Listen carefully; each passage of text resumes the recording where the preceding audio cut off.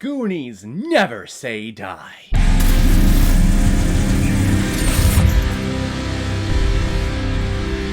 The Goonies, released in 1985 and is directed by Richard Donner, who's also behind such films like The Omen, Lethal Weapon, Scrooged, Maverick, Superman the Movie, and Superman 2. Well, at least the Donner version of Superman 2, Richard Lester came in and fixed Superman 2 for what it was. I just recently watched the Donner cut of Superman 2, and my god, that thing is terrible. But this movie is great, and it's starring Sean Astin, Josh Brolin, Jeff Cohen, Corey Feldman, Cary Green, Martha Plimpton, and Ke Huy Quan. And the reason why I'm revisiting this gem of a movie today is because it was a PayPal recommendation and donation from a big contributor and supporter of this channel. Thank you very much, Jeff Fry, for the recommendation.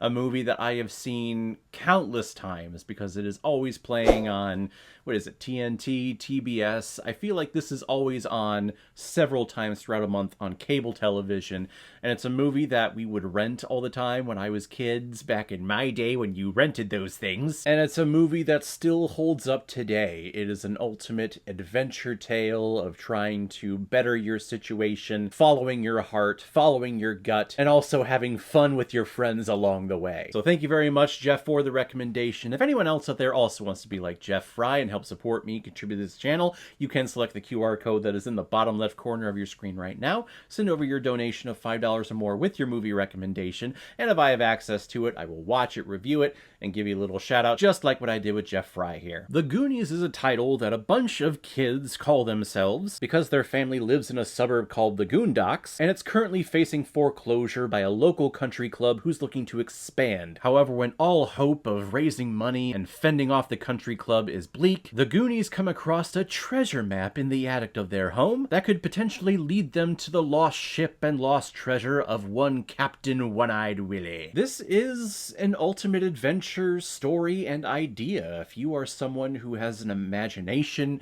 and just daydreams all day of one day like getting on a pirate ship or sailing the seven seas or getting a map and following all the clues and looking for buried treasure, this is the movie for you. And if you want something that's going to spark that joy and that creativity in you, this is also the movie for you. Honestly, I think this is a movie for all generations. It doesn't matter if you're a child of the 80s, 90s, if you are an infant, if you're in your teenage years, or if you're getting close to 40 like myself.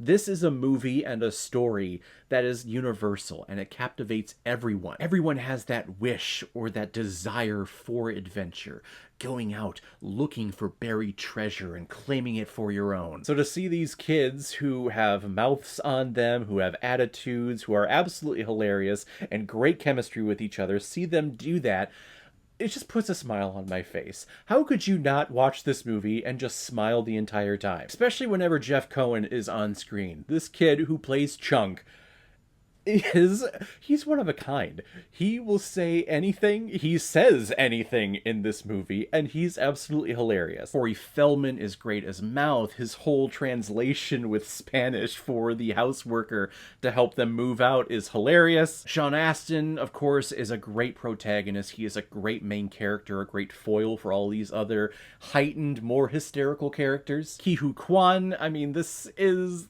a role for him. He's either known for his role as Short Round in Indiana Jones, or he's known as Data from the Goonies. Yes, I know he's gotten more diverse roles in the last couple of years. He's an Academy Award winner now, absolutely.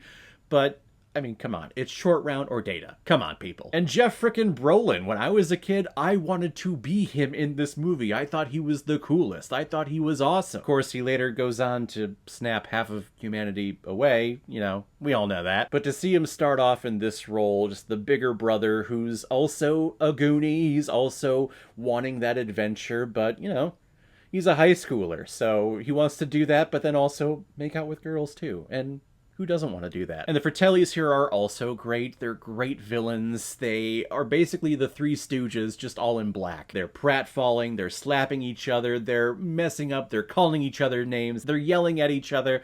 They're just the perfect villains that you want in a movie. You don't want them too menacing, you don't want them too scary to where this film is going to ward off like young kids because the villains are spooky. No, it's nice to have those comedic cartoonish villains to where, yes, they are menacing and you want to run away from them. You don't want to get caught by them, but you know, when we do have scenes with them, you hear the sound effects in the background. The people are slipping on logs and hurting their penises. Like that's joyful. That's wonderful villain writing right there. And I know they've been talking about a sequel to this movie for a very long time, and I want to say that it was close to getting into production. Like there's a script out there years ago, probably pre-pandemic, where they were seriously thinking about bringing the entire cast back for something.